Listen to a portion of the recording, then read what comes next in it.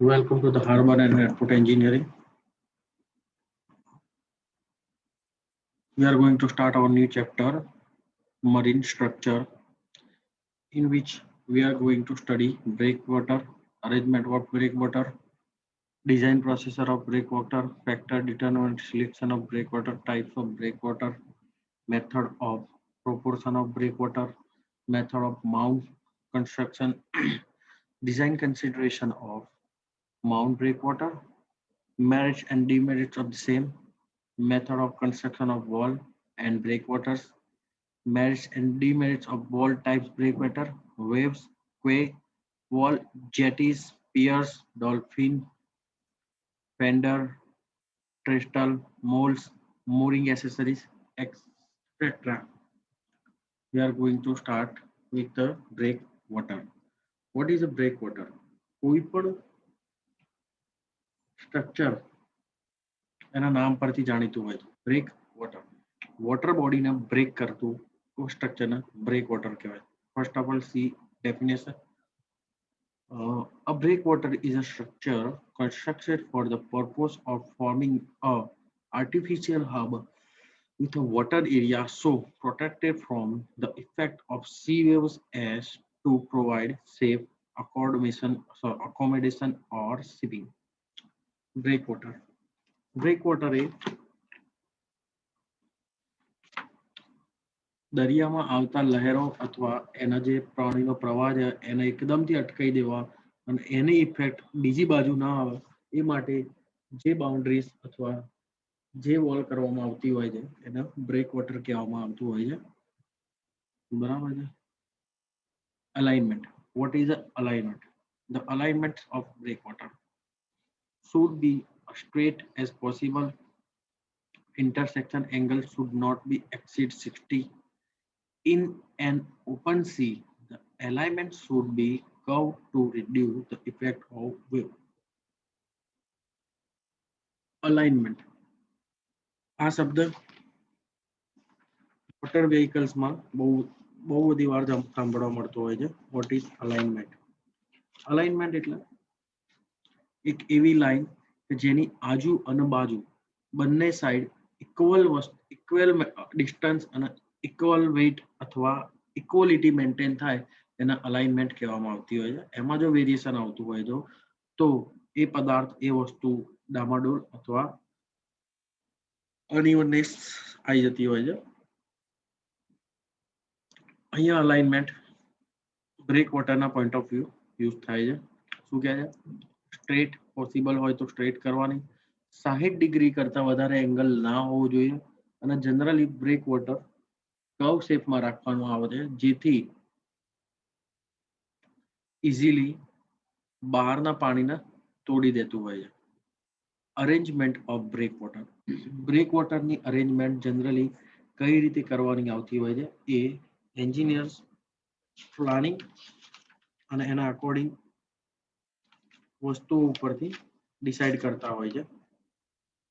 પણ એના પહેલા આપણે થોડી ફિગર્સ જોઈશું જેના પરથી આપણે બ્રેક વોટર્સના ટાઈપ્સ અને બ્રેક વોટર કઈ રીતે અને કેવી રીતે એક્ઝિસ્ટ થતી હોય છે એ જોઈ શકીએ છીએ. ફર્સ્ટ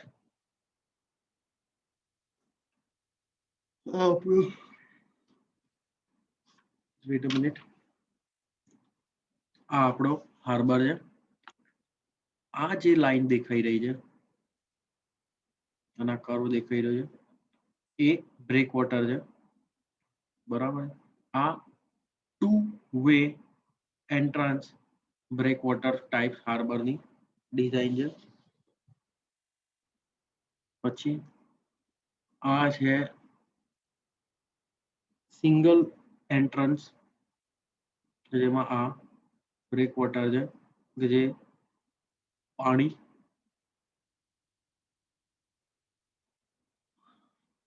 પાણીમાં રહેતા જીવ અથવા અનઆઇડેન્ટિફાઈડ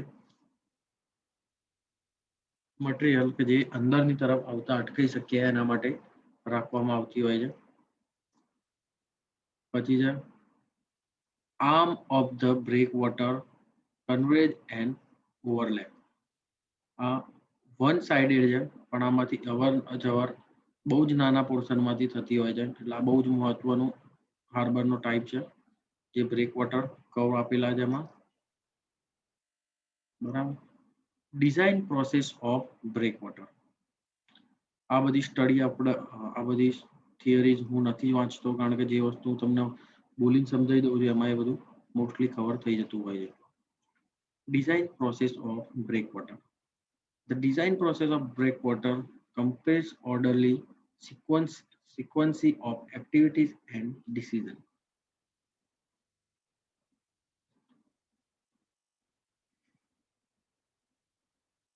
તો શું કહે છે breakwater design process ના steps? Character of coastal current, કઈ ટાઈપનો કરંટ છે ત્યાં આગળ, કેટલી ઇન્ટેન્સિટીથી આવે છે, એના ઉપરથી આપણે બ્રેકવોટર ડિઝાઇન કરવાની હોય છે. એટલે આપણે ત્યાં જરૂરી છે કે કેટલું મોટું સ્ટ્રક્ચર લેવું અથવા કઈ રીતે લેવું. Direction and force of privilege wind, જે જોરથી ફૂંફાડા મારતી હવા છે એની ડાયરેક્શન સર્વે પ્રમાણે કઈ બાજુની અને કેટલી ઇન્ટેન્સિટીની હોય છે, જેના પરથી આપણે કહી શકીએ છીએ. Cost and availability of construction material, nature of the bottom of foundation, probable maximum height, force and intensity of waves. Okay, the design should be based on the extreme phenomena of the wind and waves. The height of the wave should be decided by the equation h is equal to 0.34 under root f, h is equal to height of wave, and f is equal to fetch in kilometers. It should be seen that the material in the foundation is not subjected to score. Now, force acting on a breakwater. કોઈ પણ breakwater પર કયા કયા force આવતા હોય છે? Hydrostatic force, પાણીના લીધે, wind force, wave action, solvent action of sea water, sea insect causing undermining. The design process of breakwater may be divided into 4 major stages. First stage, pre-feasibility stage, in which define what is required and with limit data formulates a concept. Feasibility stage. Second, it includes suitable data collection, initial design, cost or benefit analysis. Third, detailed design stage. It requires further data collection, design parameters are refined. A final design is prepared, model tests may be done and drawings and specifications are prepared. Construction stage may include changes required in the design and concludes with the specification for monitoring and maintenance. Factor determining selection of breakwater. First, availability of construction material. હાર્બરનો એ portion કે જ્યાં construction material, labour, એને લગતા વળગતા equipments અને બીજી માહિતી easily available હોય એવી જગ્યાએ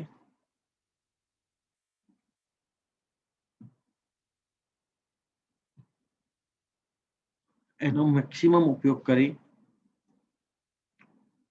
અને કન્સ્ટ્રક્શન કામ કરવામાં આવતું હોય છે. Depth of the water. Depth of the water એટલા માટે ધ્યાનમાં રાખવામાં આવતું હોય, જો ડેપ્થ ઓફ ધી વોટર વધારે હોય, પાણીની ડેપ્થ પર્ટિક્યુલર જગ્યાએ બહુ જ વધારે હોય અને ત્યાં આગળ જો આપણે કન્સ્ટ્રક્શન કરવા જઈએ તો કોસ્ટ વાઇઝ, અફોર્ટ વાઇઝ બંને રીતે આપણને નુકસાન કરે, જેથી એક પ્રોબેબલ સારી ગુણવત્તાની બ્રેકવોટર આપણે ના બનાવી શકીએ અને એના કારણે હાર્બર આપણું એટલું સેફ ના રહી શકે. Third point, condition of the sea bottom. Sea બોટમનું કન્ડિશન બહુ જ મહત્વની વસ્તુ છે, કારણ કે ફાઉન્ડેશન નબળું તો આખું બિલ્ડિંગ નબળું. તો એનાથી તરત જ બ્રેક વોટર કોલેપ્સ થવાની સંભાવના રહી શકે છે અને હાર્બર શરૂ થતા પહેલા જ આપણે લોસ કરી શકીએ છીએ. તો condition of the sea bottom એ ટાઈપની હોવી જોઈએ કે જ્યાં નીચેનો પોર્શન કે જે બોટમનો ભાગ છે તે મજબૂત હોવો જોઈએ, જ્યાં આપણે સારી રીતે ફાઉન્ડેશન ડેવલપ કરી શકવા હોવા જોઈએ.